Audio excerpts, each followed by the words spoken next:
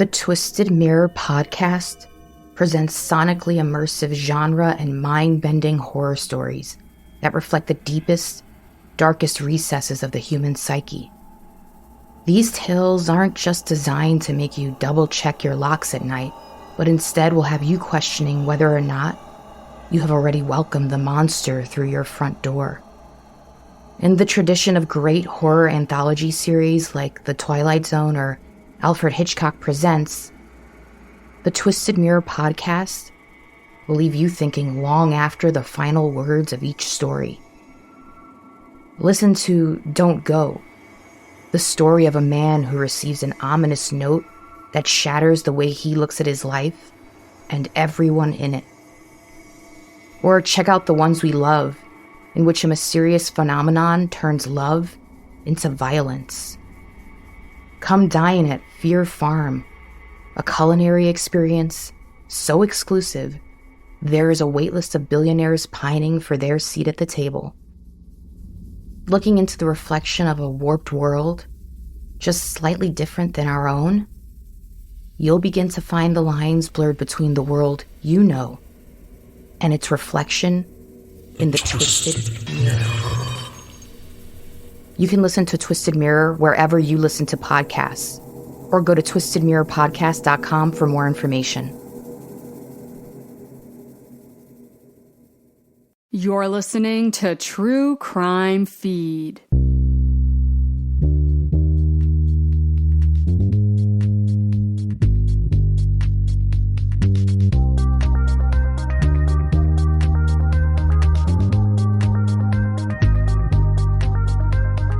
Welcome to True Crime Feed. I'm your host, Angela Ferrari, here to review the best true crime podcast from the past decade with a teensy bit of humor, plus my top 3 true crime picks of the week. Today on the docket, a wild series from the archives I think you will not necessarily enjoy, but definitely find riveting. Let's discuss the case for I'm Not a Monster, Season 1 from the BBC. Here's a rundown from the show page. An American mother living in the heart of the ISIS caliphate, her husband an ISIS sniper, her 10-year-old son forced to threaten the U.S. president in a propaganda video shown all around the world. She claims she was tricked into taking her young children to war-torn Syria. But where does her account end and the truth begin? This is the story of one family's journey from Indiana to the Islamic State group and back. And to take your listening experience to the next level, go to thetruecrimefeed.com and sign up for my newsletter where I curate visual aids to accompany the show. The visuals are a must this week. Samantha Sally appears to be like the most normie norm mommy next door, and it makes her story all the more insane when you see where she ends up. My top shows later on in the podcast power ranking this week remind me of this story, so I thought it'd be an interesting one to revisit. I'm Not a Monster Season 1 does start out a little dry and under-seasoned, typical for a BBC show. But then, come episode 3, you are going to be feasting. Because our host, Josh Baker, delivers the goods. He's the kind of journalist that is literally throwing on a bulletproof vest and being smuggled into the most dangerous, conflict-ridden areas to document and report. And he's had more than a few near-death experiences, including that time he was sleeping in a shelter in northern Iraq when a bomb went off. The explosion fractured his spine and left shrapnel in his head. Dude is into some hardcore journalism. And I thought writing a blog post was tough. So yeah, we're gonna let Josh do all the heavy information gathering. But you and I still have 2 main objectives to complete by the end of this episode. Number 1, rescue Samantha and her children from ISIS and get them back to America safely. Shouldn't be too hard. Then mission number 2, find out who is the real Samantha Sally. Was she just an innocent American woman who was deceived and trapped by her abusive husband? Or a willing participant who knowingly put herself and her young children in harm's way? Again, our boy Josh is the one wearing the bulletproof vest, but it's still a good idea for us to throw on a poncho splash guard, because this story is like playing dodgeball with a bowl of chocolate pudding. We have to catch the truth and dodge the lies, hopefully get this all right. Otherwise, we might end up looking like a bunch of turd faces. So, how in the world did Samantha get herself into this position? Well, she grew up in Arkansas and her folks were devout Jehovah's Witness. So she and her sister Lori were raised very religious. In their teens, the two sisters distanced themselves from the church and both found their way into toxic relationships. Samantha gets married to an abusive man at the age of 16, but quickly divorces him. She then meets a man named Juan and has a child named Matthew with him, but the two also go their separate ways. The now single Samantha meets a dude named Musa El Hassani while working together at a delivery company called Viadress, owned by Musa's family. More on this later. Musa's family, they were originally from Morocco and practicing Muslims, but Musa wasn't a strict follower of the faith. Samantha and Musa fell hard for each other. He woos her with gifts and romantic dates, and he's very sweet to her son Matthew. Sam and Musa move in together and eventually get married. Neighbors recall the seemingly normal, happy couple. No signs of Islamic radicalization. In fact, when they first got together, Samantha had bleach blonde hair, tattoos, and a nose ring. Musa would lavish her with designer shoes and handbags. They both definitely enjoyed the finer things, driving around in a Porsche and a BMW. Although it wasn't always a smooth ride. Musa had a lot of vices. He would disappear for a few days, do some drugs, and sleep with the occasional prostitute.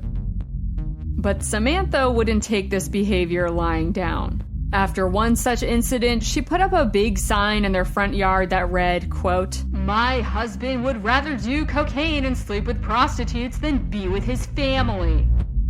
Well, some good old-fashioned shaming seemed to do the trick, and Samantha and Musa made up. They had a daughter together, and then in 2015, they planned a nice big wholesome family vacation around the world. France, Hong Kong, and then spend a few months in Morocco with Musa's family. That way he could renew his visa and Samantha could get surgery on her knee at an affordable price. Lord knows you can't get that in America. The trip was going to be expensive. Musa started selling things to pay for it, including his treasured BMW to make this dream vacation happen. Then Musa, Samantha, and the two children left for Morocco. But first, they had a long layover in Istanbul. Samantha chalked it up to Musa getting a deal on some cheap airline tickets. While they were on their layover in Turkey, Musa suggested they go to the city of Şanlıurfa, a truly gorgeous city and popular tourist destination, and just a quick 13-hour drive away. Yeah. Şanlıurfa is a full 800 miles away from Istanbul, and it just so happens to be located on the border of Syria. Which, I don't know if you guys remember, 2015 wasn't a great time to be anywhere near Syria. But Samantha still claims she didn't know what was going on. Once the family arrived in Şanlıurfa, Musa met up with one of his brothers. Then Samantha said she and her two children were forced over the border into Syria. They made their way to the city of Raqqa, the then capital of ISIS. And seemingly overnight, Musa became a monster. Samantha was shocked. He had been concealing his descent into radicalization for months, maybe years, only now revealing his true self, a full-on believer in jihad. Now here in Raqqa, Syria, to join ISIS along with his brother and fight the Holy War. Again, Samantha claims she had zero clue Musa was a closeted ISIS fanboy this whole time. And now she's trapped in a house with her kids while Musa spends his days fighting as a sniper for the so-called caliphate.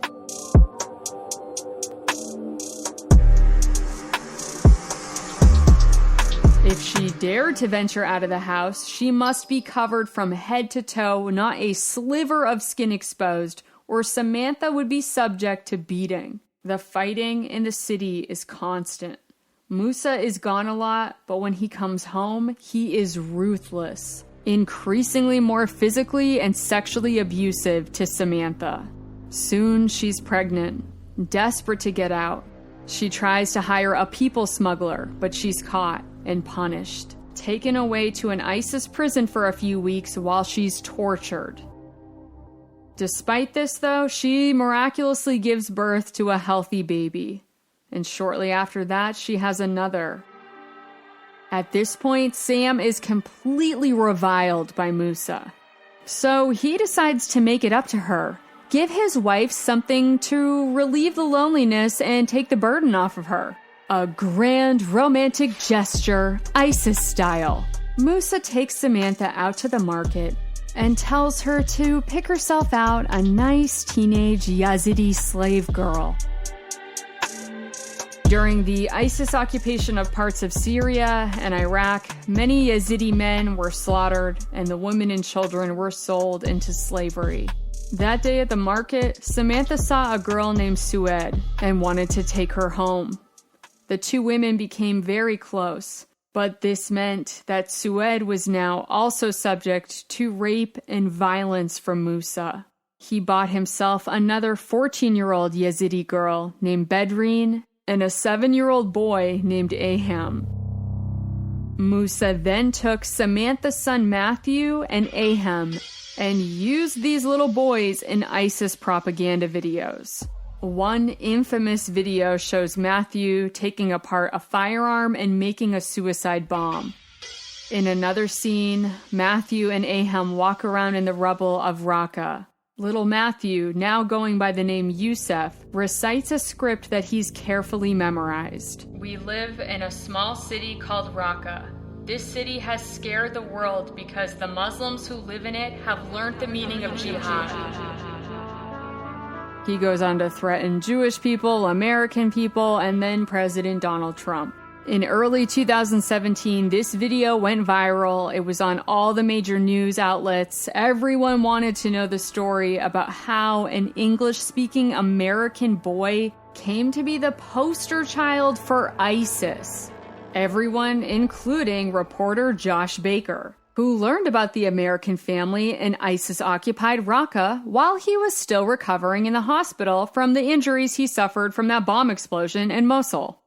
Personally, I think he should have been milking his recovery. You know, enjoy a sponge bath, indulge in a few dozen ice cream cones, kick back and wait to receive your journalistic accolades. But instead, Josh patches up his various war wounds and heads back into the fire in search of answers. At this point, the fighting was ramping up in Raqqa. Samantha's house was hit by an explosive, nearly killing her and the kids. Then one day, Musa was out snipering and he was killed by a drone strike. So that's the end of him. In October 2017, the US-backed Syrian Democratic Forces overtook the city of Raqqa from ISIS control in what was known as the Great Battle. At least that's the official story.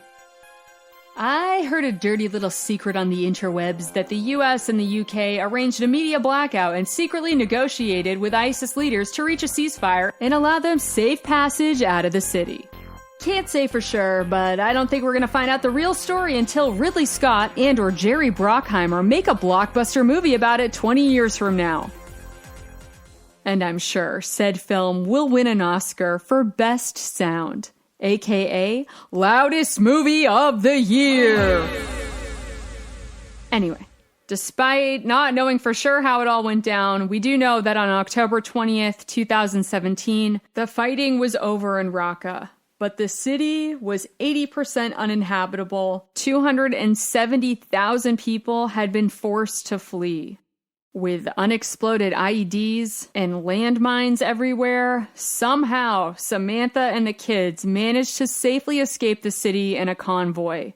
They were later captured by Syrian Kurdish military and detained so they could sort out if Samantha was an ISIS sympathizer or an innocent civilian. Hey now, that's what we want to know too! Reporter Josh Baker gets word of Samantha's escape and capture and tracks her down, following her trail from Al-Hasaka, Syria, to another undisclosed Syrian Kurdish military base. It's sketchy stuff, dude. Josh easily could have been killed or put in jail at any point along the way. The whole time I was like, geez, Joshua, you're taking all of these harrowing risks on your life just to make a podcast? The sketchiest podcast risk I've ever taken was that time I recorded an episode with a sleeping pug dog on my lap. Josh actually manages to find Sam and interview her while she's in custody in northern Syria. That's how we know Samantha's story so far. Eventually, the SDF hands her and the children over to the Americans. They are finally back in the good old US of A. Yeah, we did it! Mission number 1 accomplished. But that was the easy part. Now we need to find out if and to what degree Samantha Sally was culpable in all of this. Because shortly after she arrives back in the good old US of A, she's arrested and charged with, drumroll please, lying to the FBI? What the hell does the FBI have to do with any of this? Plenty, as it turns out. Ahem. The great American lyricist Britney Jean Spears once observed, "I'm not that innocent." Turns out she might have been singing about Samantha. Because prior to her time in Syria, she had been an FBI informant back home in America. Yeah, remember Musa's family company V-Address? Well, the company would ship and deliver goods to people overseas and allow them to establish a US-based address for packaging forwarding. And we're not just talking cutesy little packages of Pokemon cards and My Little Pony figurines. V-Address would ship brass knuckles, money counting machines, and military gear all over the world. And Homeland Security and the FBI wanted some more deets. So they recruited Samantha to help them gather information on the Biz, Musa, and his family. She admits to collecting the requested names, IP addresses, phone numbers, and photographic evidence, then would meet and hand it all over to her FBI handler. I don't have many more precise details about all this because it's classified. However, there are court documents that show that Sam worked with the FBI for more than 2 years, just up until she traveled with Musa to Syria via Turkey in 2015. So that's kind of weird. The feds first arrested and held Samantha Sally for the ambiguous lying to the FBI charge, but they eventually dropped that one, methinks, in order to continue concealing information. But then they charge her with a new count, materially supporting terrorism. So what's up with that? Well, the year leading up to her time in Syria, Samantha took a bunch of cash out of her bank account, then took a quick little money laundering trip to Hong Kong with her children. Then, oops, she did it again. A second trip to Hong Kong with more money. Then a third time, she went back with her husband Musa to collect the cash just before the family traveled to Raqqa, Syria. Josh Baker interviews several people close to Sam, including her own sister and father, who both felt that Sam knew way more than she was leading on. Friends said that Musa was manipulative, but Sam could be too. She probably never knew the extent of how far things would go and how bad things could get, but she would do what she needed to gain Musa's affection. So is that it? Was she playing with Musa's heart and simply got lost in the game? Oh, maybe, baby. I don't know. I can't speak to what it's like to be in an abusive relationship, and that was absolutely what was happening to Samantha. But there are so many moments looking back that just feel off to me. Like the fact that she was the one behind the camera filming the ISIS propaganda video that featured her son. Or that she told her close friends and Matthew's father, Juan, all different stories about their planned overseas family trip. Each one hearing a different answer to where they were going, for how long, and the purpose of the trip itself. To say the least, the opinions of Samantha from friends and family here in the US are mixed. And to avoid a trial, she pleads guilty to funding terrorism, and she's currently serving a 6-year sentence. Her son Matthew is living with his father Juan, and her 3 other children are living with Samantha's mother and father. The kids are all doing well and have received mental health services after going through this horrific ordeal. Now they have a second chance at a better life. But the story doesn't end there. Josh Baker travels back again to Syria and northern Iraq to hear from people who crossed paths with Samantha while she was living under ISIS control, including the Yazidi boy named Aham. I am haunted by this episode. It's number 4 in the series, titled She's Like My Mother. And in this one, against all odds, Josh Baker tracks down Aham. He too managed to escape Raqqa after the occupation and is now living with his uncle in northern Iraq. The living conditions are horrendous, but this sweet little boy was in high spirits. He was 8 years old during the time he was recording with Josh, and he sings an adorable song into the microphone, proud of his English. Then he recounts the time he made the propaganda video for ISIS alongside Matthew. That's the part that kills me, when you hear this little child matter-of-factly describing how the men put a gun to his head, forcing him to follow exact orders, otherwise, bang, you're dead. This little boy Aham's voice is the sweetest and filled with so much innocence. To hear these words come out of it, man, I can't even tell you. He goes on to describe his time with Samantha, saying she was like a mother to him. After he lost his own family in the genocide years before, he found love and comfort with Sam and the kids. She would sing to them, "You are my sunshine," helping them fall asleep as the bombs dropped down in the distance.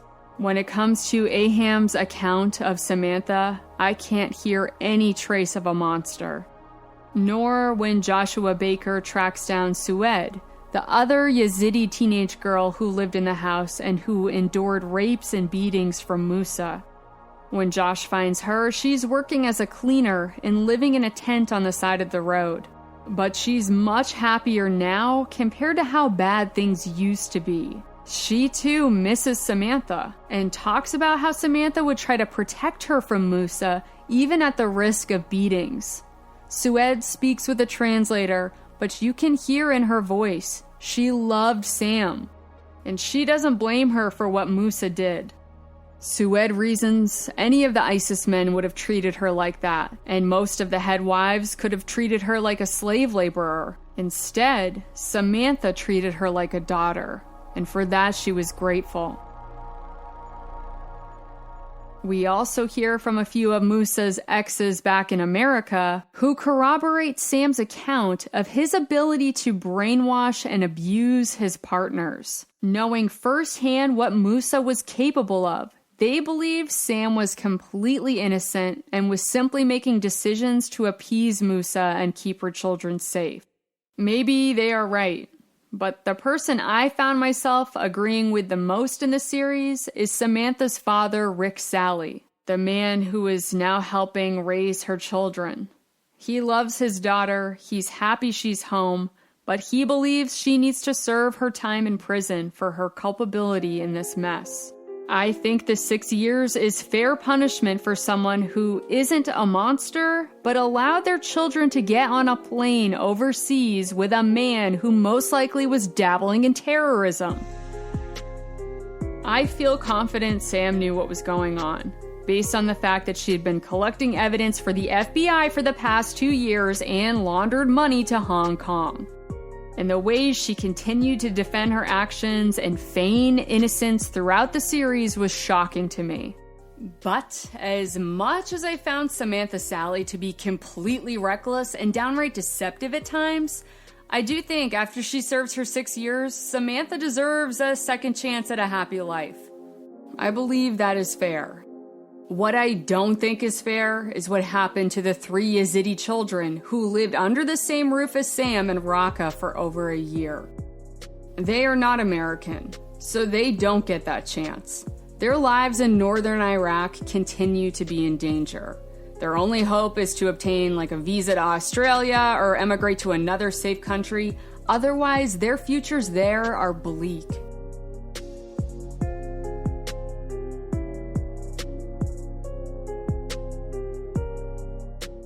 And as much as Samantha Sally claims to be the victim, Aham, Sued, and Bedreen are 100% the innocent victims in this story, not the American housewife from Indiana. That's where I land at the end of this sad, enraging story. Like I said, this series can be very hard at times, but you're gonna feel strong in your convictions by the end. Plus, I also came away with a huge podcast crush on Josh Baker.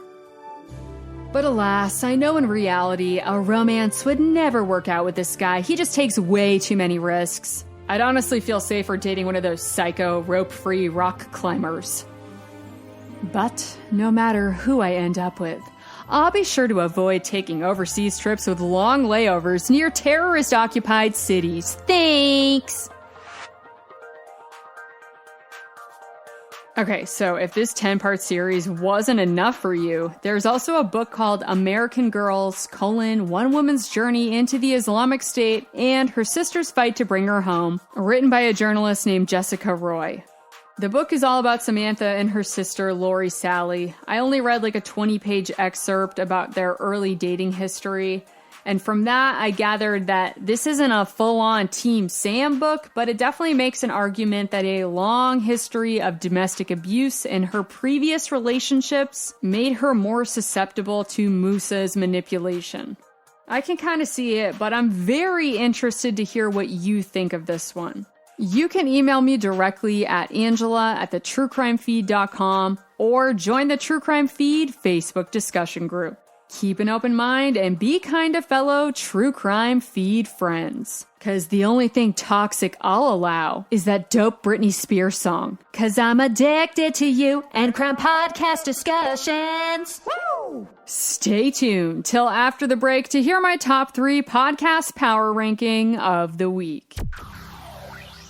Hey you. I'm so glad we found each other and get to share our special love for true crime podcasts. I don't ever want you to miss out on a wild story. That would be a crime in itself.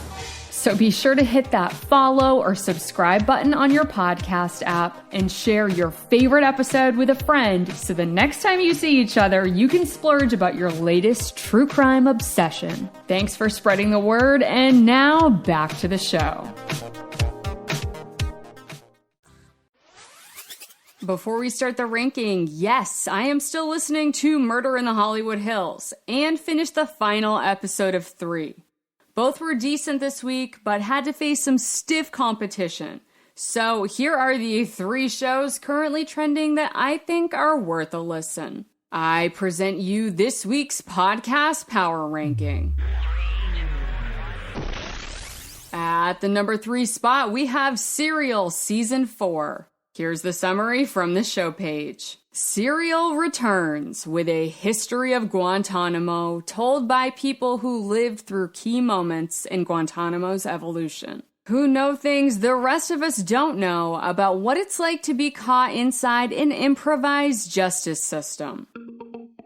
Just finished episode 3. My expectations were tempered going into the season, but so far I am loving it. I think the tone is perfect. It goes deep. I've seen reviews that say maybe too deep, but not me. I'm not one of them. I want the whole story. All the dark, scandalous, and surprisingly hilarious parts. I found Ahmed's story to be particularly fascinating, and I'm very interested to see how things turn out for him, plus more of the dark, seedy, unheard tales from Gitmo in Serial Season 4. At the number 2 spot, we have Hello, John Doe. Here's a reminder from the show page. At age 45, Steve Patterson made a shocking online discovery: his own missing persons page. Desperate to uncover why he had been included on this list, Steve called Todd Matthews, a missing persons investigator in search of answers. Together, Todd and Steve discover a sordid family past that includes long-lost relatives, kidnappings, and murders. Hello, John Doe is a winding, poignant tale that explores what it means to be lost and found. The series finale dropped yesterday. No spoilers, but I am shaken up. If you listened to the first few but dipped out, it is worth your time to tune in to episode 10. Listen to the whole thing because you get a detail in the last few minutes that will change everything. And then afterwards, come find me in the True Crime Feed Facebook discussion group because we need to spoiler talk all about Hello, John Doe. And at the number 1 spot, we have Beyond All Repair. Here's a synopsis from the show page. Imagine you're accused of something horrific. You swear you didn't do it, but someone says they witnessed it. Your own brother. Sophia Johnson was newly married with a baby on the way when she became the prime suspect in her mother-in-law's brutal murder. Armory Stevenson re-examines a case unsolved, a family torn apart, and the woman who wasn't believed.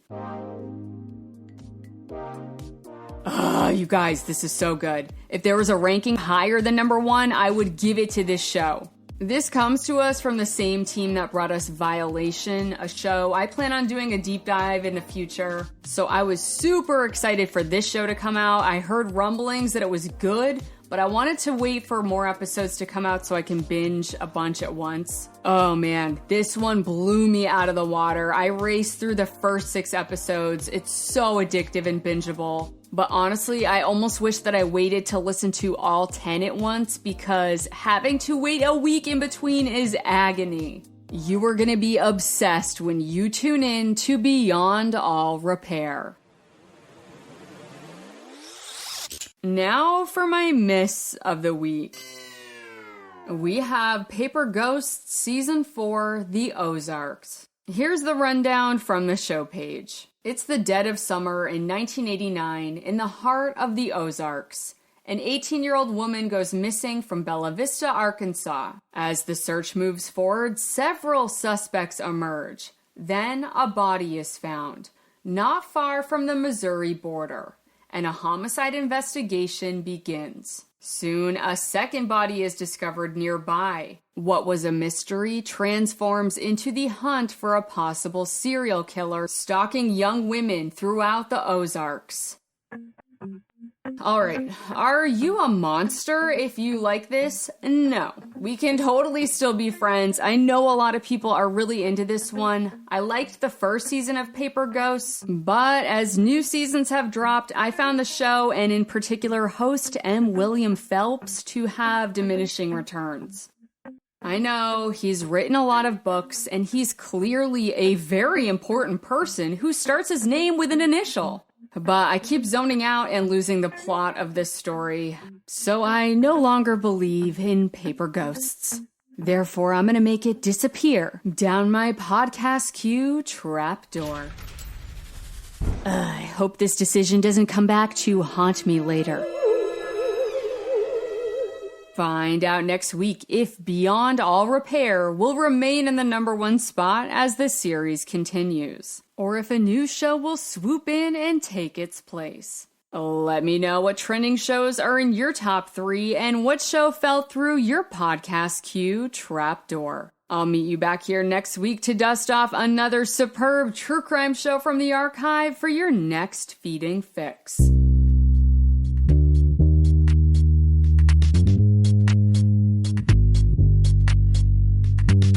that's all for today's True Crime feed. Don't forget to sign up for my weekly newsletter where I post links to my top 3 favorite shows of the week and bring you fabulous visual aids for every episode.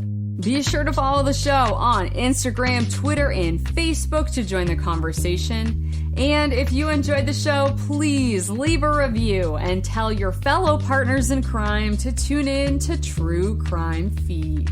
It's a huge help to grow the show, and it means the world. So thanks for riding along and allowing me to be your audio accomplice. Join me next week for another feeding.